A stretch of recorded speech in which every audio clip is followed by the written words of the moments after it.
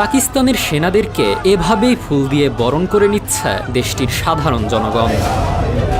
বিজয়ের উৎসবের মতো আনন্দের রাস্তায় নেমে এসে উল্লাসে মেতে উঠেছে তারা। ভারতের সঙ্গে কয়েকদিনের টানা উত্তেজনায় সেনাবাহিনীর বীরত্বে গর্বিত তারা। পাকিস্তানিরা বলছেন তাদের সেনারা শক্তিশালী প্রতিক্রিয়া দেখিয়েছে, যার ফলে যুদ্ধবিরতিতে বাধ্য হয়েছে ভারত।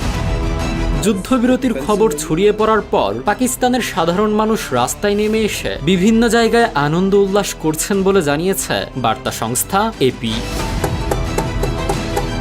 যুদ্ধবিরতির বিষয়টি উভয় দেশ নিশ্চিত করেছে।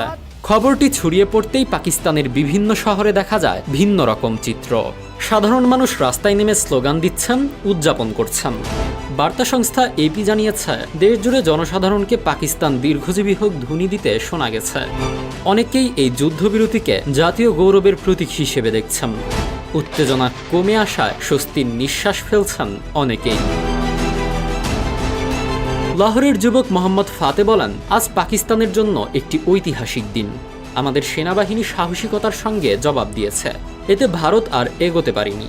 যুদ্ধবিরতি করতে তাদের বাধ্য হতে হয়েছে। অন্যদিকে ইসলামাবাদের বাসিন্দা ৪৫ বছর বয়সী জুবাইদা বিবি জানান, যুদ্ধ মানেই দুর্ভোগ।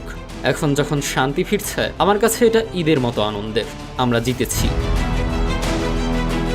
আফগান সীমান্তের কাছাকাছি পেশোয়ারের কাছের উপজাতি এলাকায় কিছু মানুষকে আকাশে গুলি ছুড়ে যুদ্ধবিরতি উদযাপন করতে দেখা গেছে। এদিকে পাকিস্তান নিয়ন্ত্রিত কাশ্মীরের কেন্দ্র মুজাফফরাবাদে সাধারণ মানুষের মুখে এখন আশার আলো। দীর্ঘদিনের সংঘাতের ছায়া পেরিয়ে এবার শান্তির সম্ভাবনায় বুক বাঁধছেন অনেকে। সেখানকার জুলফিকার আলী বলেন, আমাদের জন্য শান্তির অর্থ হলো বেঁচে থাকা। আমরা অনেক দুর্ভোগ সহ্য করেছি। আমি খুশি ভারত ও পাকিস্তান ভালো সিদ্ধান্ত নিয়েছে।